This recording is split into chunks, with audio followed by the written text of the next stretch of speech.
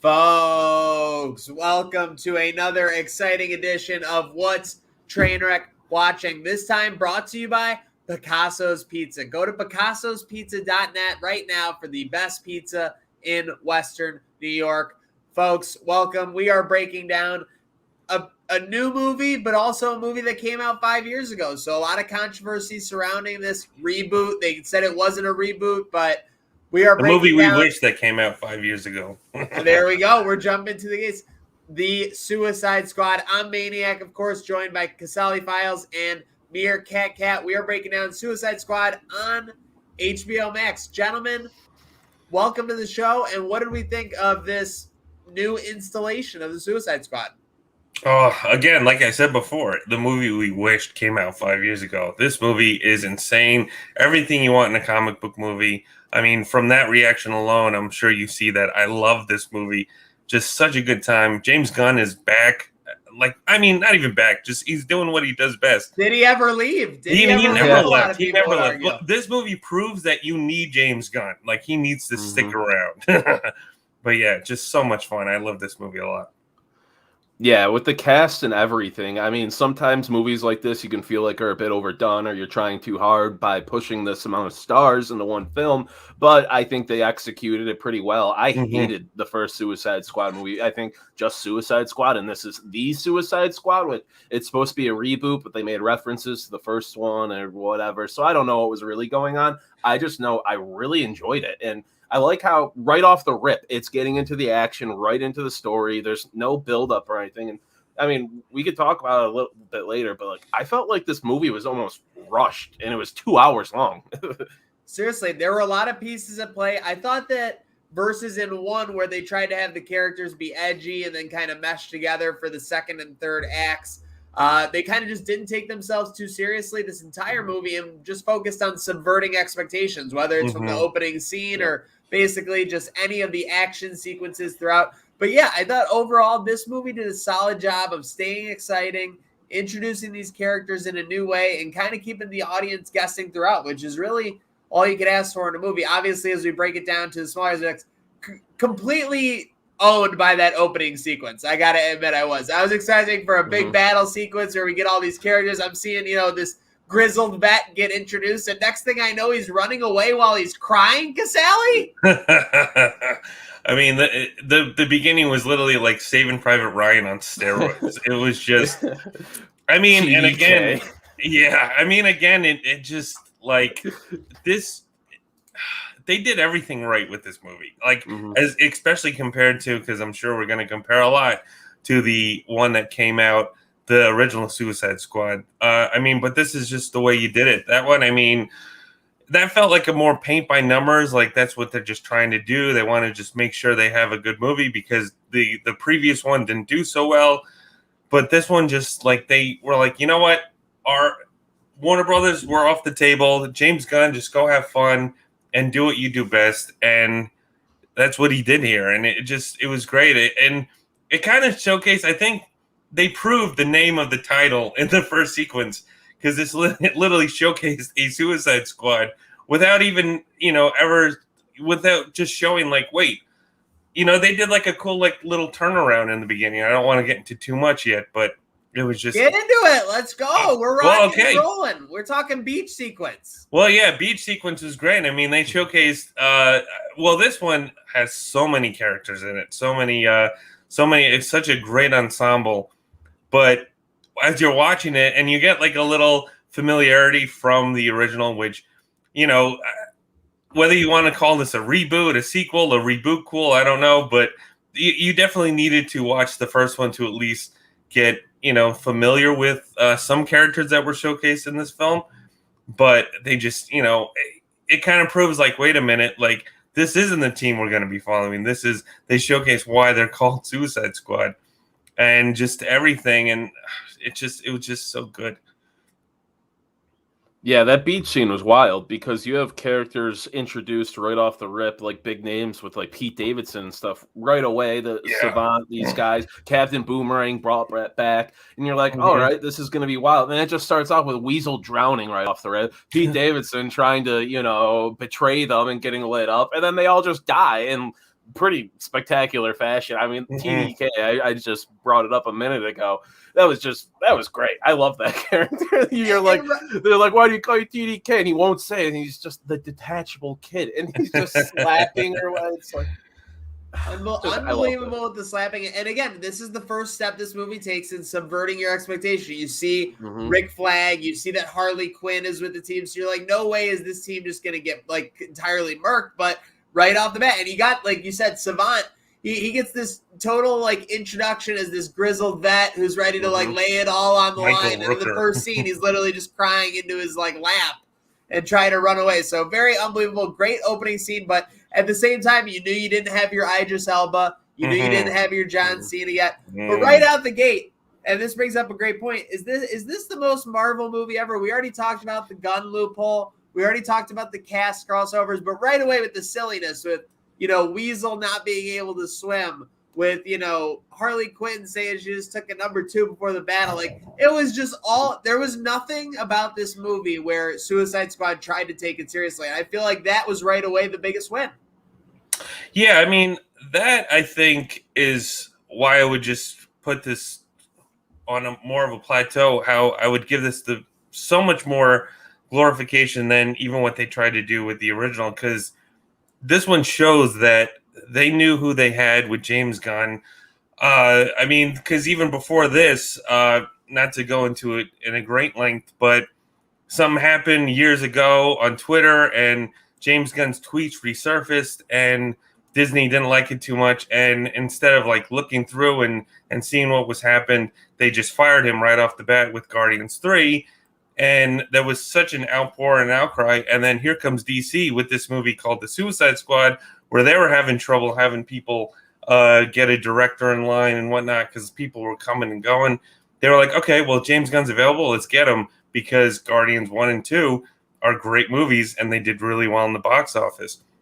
But I think, let alone not even just going off that rift of, now this is a movie with what fans wanted with Guardians 3, so we have Gunn, that we have, you know, that's a golden ticket right there. But this also, you know, this was a James Gunn movie through and through. This wasn't just a studio mandated, oh, we got to put this stuff in to please the fans, the audience, like what, you know, sadly what the original Suicide Squad was, hashtag release the Ayer cut. But yeah, you know, this was a James Gunn movie through and through. Like, he knew what he was doing. He knows what to do with characters. Obviously, we've seen him in the past. But I mean, even his oldies like Slither and Super and so much prime James Gunn stuff, you know, this was it. Like, and this was written and directed by James Gunn, and this shows that, you know, like, he knows what he's doing. And that's what I really enjoyed from it, because I didn't feel like, I mean, yeah, it's a DC movie, it's a comic book movie, but it just felt also so much like his original stuff, and how he, you know, calculates a film definitely helped throughout the making of this. And I mean, it was definitely an enjoyable watch. Yeah, no, I agree. Just James Gunn being introduced brought it to a whole nother level, absolutely. Yeah. And he wanted to make it big. Right off the rip, we talked about with the beach scene already. The whole movie, I mean, there were a few scenes that kind of dragged on, like the Harley scene and stuff with the one general or whatever, things like that. But other than that, like, it was action-packed. There was gore, there's explosions, there's just twists, turns, everything you could possibly want in a movie like this. So, all in all, I'm very happy with it. If they keep this, you know, Suicide Squad movie sequence going, I hope he's still at the helm of it. Let's face it, it's all about cinematic universes nowadays. So they are not going to stop from, like, whether they lose Ben Affleck, whether they have to do 3 different, versions of the same movie. They are not going to stop from trying to make this DC cinematic universe work, for sure. But yeah, it was exactly like you said, Casali. James Gunn knows how to have a huge ensemble cast, keep them all involved, keep the movie moving without getting too, like, bogged down. And you're right, MereKat. Like, some of those Harley scenes did go on a little bit long, I think, and we'll talk about that in a second. But with that said, you know, she's kind of like the Kobe Bryant of the DC universe right now. Like, she's got to get her 25 to 30 shots a game. Like, just plain and simple. So very interesting to see there. But let's talk about a little side thing here. So obviously we get introduced to a character that this is a perfect example again when this movie doesn't take itself too seriously. We got Polka Dot Man. Casali, you have any background on this guy? No, the only thing I really know is because James Gunn loves working with Dave Smolston, who portrayed Polka Dot Man, and he was going around to a lot of people that he was friends with and whatnot, and when the only thing I know is when he was talking with James Gunn, he picked the most obscure character that he could find, and Polka Dot Man, I believe, is under the Batman enemy realm. He's always had his minor enemy of Batman. Yeah, so I mean, but also in how he's portrayed in the film, he's very obscure and just so like what you wouldn't expect from a character. And I think Dave Smolston did a great job portraying it. Again, I don't know too much more from the comic side, but his performance was insane. I loved it so much. Have you ever empathized with a villain as much as this guy, having to see everybody in the form of his mother? I mean, my goodness, the first scene when he sees the Suicide Squad, he sees the shark version of his mom with the glasses. I mean, my goodness. Yeah, I mean, I love my mother very much, so I'm not afraid of her. But I mean, I don't want to see her on everyone. I love my mom. I don't want to see her on everyone. I don't want to see her all over the place. Yeah. Yeah, I would definitely screw you up. And why? I mean, even the way he was talking with the squad, like when they were sitting in the theater and everything, like he just was just so like, I wouldn't even say down on himself. He was just so psychotic of like, I wish I was dead. like kind of like, I mean, they played it off for laughs or tried to at least. But yeah, he did it so well. Yeah, Polka Dot Man was wild. It was an absolute. MereKat, what did you think the first time he was using those polka dots? I didn't know what was going to happen with and then he's puking them up, and I'm like wondering what's going on, and then he finally unleashes them. I mean, that's actually kind of a sick power, other than having to expel them twice a day. He looked pretty rough after that. I'm not seeing, it's a space disease or something, he said. So yeah, it was like an interdimensional infection or something like that. Interdimensional infection. We've all been there before, We've all been to Delaware Park once or twice, so we all know the feeling. With that said, let's say that your parents had to force a superpower, because that's basically what he said. His mom was trying to get him to be a superhero or superpowered being, and he got the polka dots. If your parents could force a superpower on you, I'll go first. Mine would always be to be clean. I think, and the reason I think is that my parents do want me to always be a nice individual to everyone, but I think they think I'm kind of like already halfway there, and I'm just terrible on the clean spot. So my ability would be able to be like super clean like all the time. I guess that would make me Mr. Clean. I got to look out for my hair now. But what about you boys? I don't know. I mean, maybe for me to not talk too much, I mean, straight up. So if I would have like a voice where like just from the slightest like volume, it would just destroy people's ears or brains. Maybe that's what it would be. Yeah, mine's very similar to Casali's because I am a loud person. I've always been a loud person, especially as a kid. People thought I'd be yelling and it'd be my normal voice. So my parents would always tell me to talk quieter and all that. So I guess I'd speak at a quiet frequency that, maybe it's like the brown noise or something. There'd have to be some application for it. But a minimal frequency, low decibel frequency type power there with my voice, maybe influence over people with it or something. I have no idea. But I just have to not be as loud if my parents would force that on me. Yeah. True story. Hey, so we are rocking and rolling along here. Make sure you are rocking and rolling with Picasso's Pizza. Go to picassospizza.net to get the best deals on the best pizza in Western New York. So we talked about it a little bit earlier. Harley Quinn, obviously, I guess I would call her almost, Casali, the Tony Stark of this, DC universe. They're kind of the main character that we could build around, give her solo movies, main parts of these huge movies.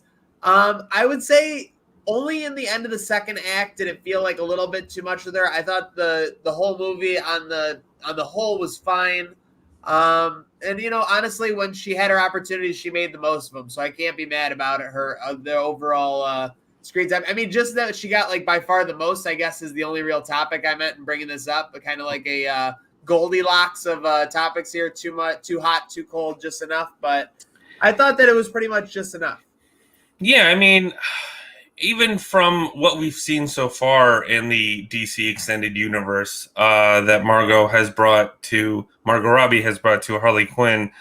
I mean, me personally, I think she is Harley Quinn. Like, she just brings it, and it's always good to see her. It's always good to see Margot Robbie too. I mean, come on. But from the first Suicide Squad movie, there wasn't a lot to love about it. However, for introducing the character of Harley Quinn with Margot Robbie, I think, stole the show. I mean, the only two people I really remember from that movie is her and Will Smith as Deadshot. So, she just owned it. I don't know whether it was a passion project of hers or whatnot. I believe it was, because even Harley Quinn, she was never from the comics. She was introduced in the Batman animated series and has become beloved by many fans, even wanting to see her in movies. And I think there were talks of trying to bring her to the cinematic screen before, but it just never worked out until they did the first Suicide Squad.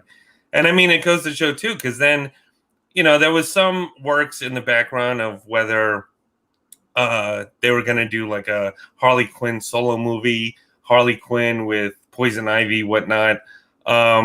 So that ended up becoming Birds of Prey, which they just kind of wanted to do their own little Suicide Squad team up, but like with all girls and whatnot.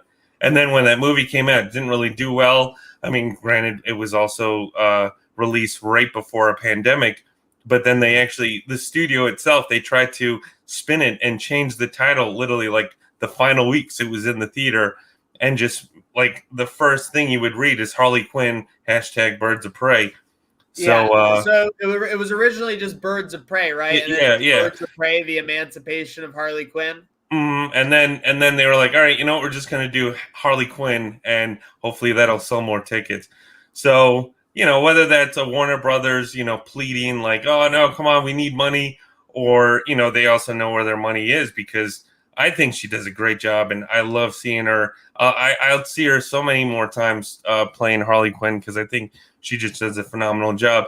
Yeah, I mean, there was some things in this film, the Suicide Squad itself, that did get a little too over the top at times, slightly. But I mean, it also, if there is any character development with the character of Harley Quinn, I think it kind of did prove. I mean, even when she was, with the guy and trying to imagine their life together, and then ultimately killing him because he was such a bad dude.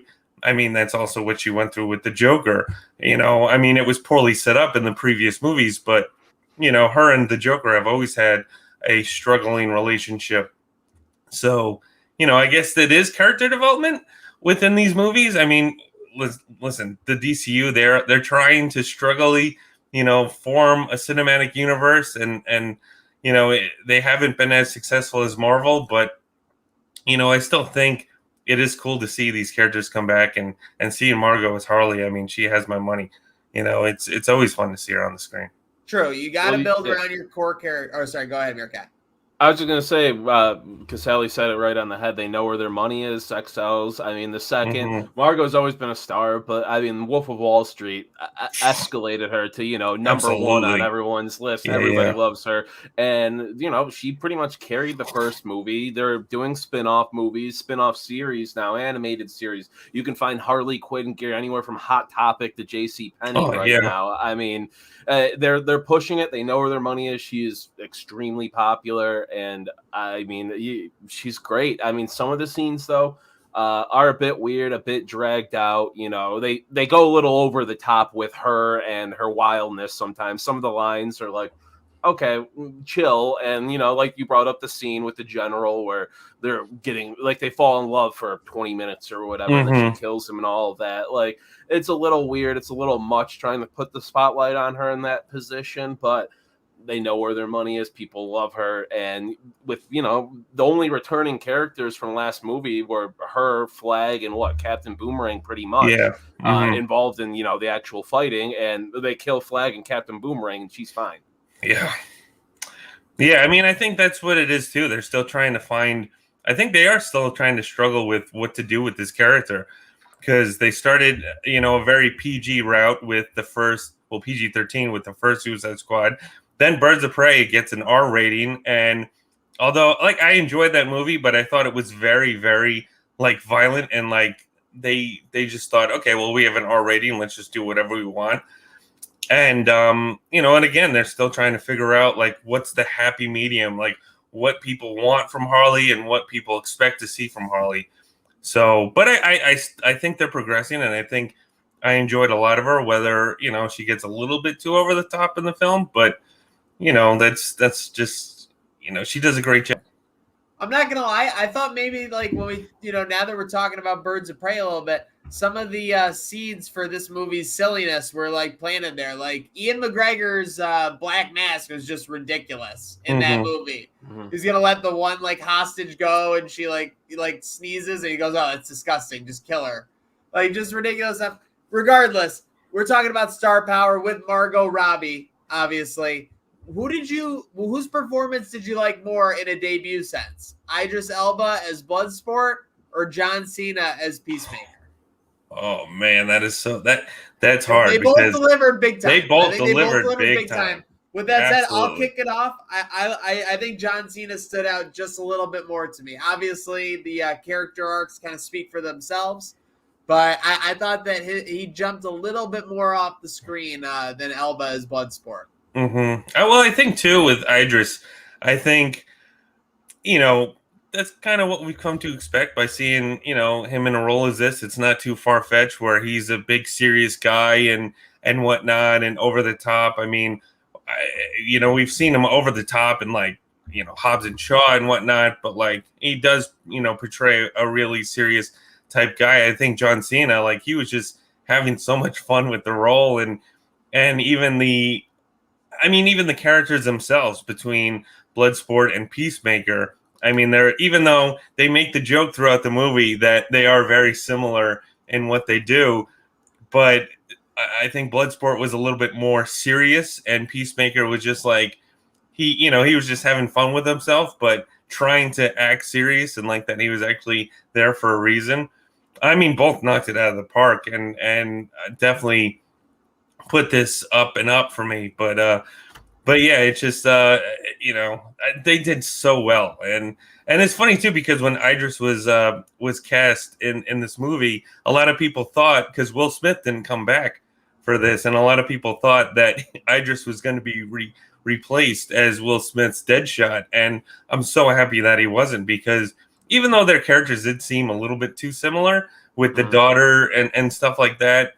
I mean, the prison scene that Bloodsport had with his daughter was so insane, because you would think it would be kind of like him being passionate and trying to be there for her, but like they were cursing at each other behind the screen and whatnot. So it's hysterical. The whole movie did a great job that every time you thought one thing was going to happen, another thing happened, which is always good in cinema. I mean, you know, obviously if you're missing on it 10 times in a row, but they weren't. They would hit on every other one at least.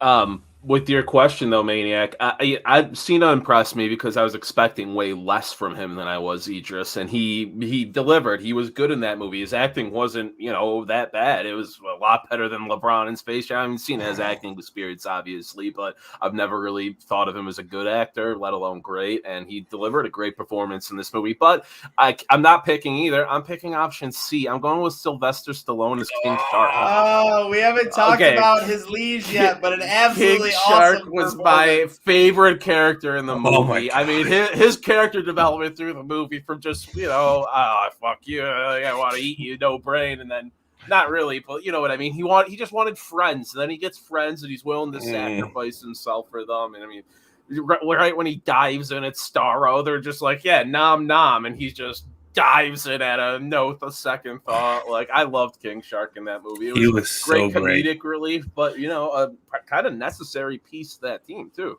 He was so great. I mean, it also kind of showcased because James Gunn, he's had very a successful run with CGI monster before in Guardians with Groot. So, but this wasn't DC's version of Groot. Like Sylvester Stallone, crazily enough, gave this a lot more passion and character than what was written on the page. But yeah, he was just he was. I wouldn't even go as far as just the comic relief because they did bring him a lot more sincerity than just somebody to laugh at. But oh man, he was just so great. Like it was just so like he just had so much fun with it and like the hand and all that. It was just like he was so good. The heart of the story. The nom noms were simply sensational. MereKat, every so often in the NBA, someone just has a fuck you game where they go out for like 13 of 16 or whatnot. It really feels like between putting Bloodsport, Peacemaker, Ratcatcher 2, King Shark, Polka Dot Man, this was a fuck you game from James Gunn. He said, I'm not even going to use any of like the characters that you used in the last Suicide Squad. Give me that core 3. I'm going to break the rest down, and I'm going to put together 4 times the movie that you guys did. And that's exactly what he did. No, yeah, James Gunn absolutely delivered from just the cast to the directing to the way the movie was produced. I mean, every part of it was just so great. It's exactly what we wanted. It's exactly what we needed out of, if Suicide Squad's going to be a franchise that they continue to go with because they kind of need it. And this movie was what they needed to launch that again because I don't think anybody liked the first movie at all, and this movie was just a load of fun, load of action. It had everything in it. James Gunn delivered. He said, fuck you, world. I am back. Give me back Guardians of the Galaxy. Give me this. Give me that. Give me the next Suicide Squad. Whatever. I'm willing to deliver. Can we get cups up for Milton in the house? Oh, yes. That's out to Milton served. But yeah, final thoughts here, guys. So obviously we got what's next in the DC universe and what do you want to see next? I'll kick it off because we're obviously spoilers here. You're 28 minutes into what's Trainwreck watching the Suicide Squad edition brought to you by Picasso's Pizza. So spoilers inbound, but despite his apparent demise, Peacemaker is going to have a series coming out. So Cena and crew have already wrapped on that. That's going to be coming out next year, but I'm very interested to see that, and that'll be where my eyes go next in the DC universe for sure. Absolutely. I mean, yeah, because we kind of talked about this before, but I mean, even my opinion, like John Cena, there's times where, again, they tried, when athletes want to become actors and whatnot. Some succeed like The Rock and some fail like LeBron. But, I think John Cena has shown that, he knows what to do. Like, yeah, he had some funny stuff in the beginning of his career that stood out and some things that didn't. But I think he did a perfect job as Peacemaker. So I am so excited that we're going to be getting a full series of the character. Because it's funny too, watching the movie for the first time, I forgot that they announced the series. So when you see his demise, I thought like, okay, that's gonna be it. Like this, I mean, because this film, like they just watched through everybody. They didn't care if it was the main character or not. Like everybody, nobody had a safety net. But to see that he came back and it makes me so excited for the series that's coming out on HBO Max because I loved every second of it. I think they have something there with what John Cena brought to it. So I'm pretty excited. Yeah, the Peacemaker series is going to be exciting for sure. I'd like to see something maybe done. I doubt you get something standalone, but at least continuing with Suicide Squad or maybe involved in another sense. I like the introduction of Ratcatcher 2 here. I mean, making her like the final hero and stuff. She had a great arc throughout the movie. I like her a lot and what she delivered in this movie, even though I'm still questioning how there were so many rats in that like island country. Well, other than that, and Guys, Weasel's alive. I think we're getting 6 Weasel movies. Thank goodness the Weasel franchise is still wide open, so we can weasel our way into some more content over there. And folks, if you're out there, feel free to weasel your way into some Picasso's pizza because it is obviously the most delicious option on the market. And we will be looking on the market for, more episodes of What If coming up, but stay tuned for that and a lot more on What's TrainWreck Watching. Huge shout out to our co-hosts today, Casali Files and MereKat. I'm Maniac, and make sure you just always stay tuned.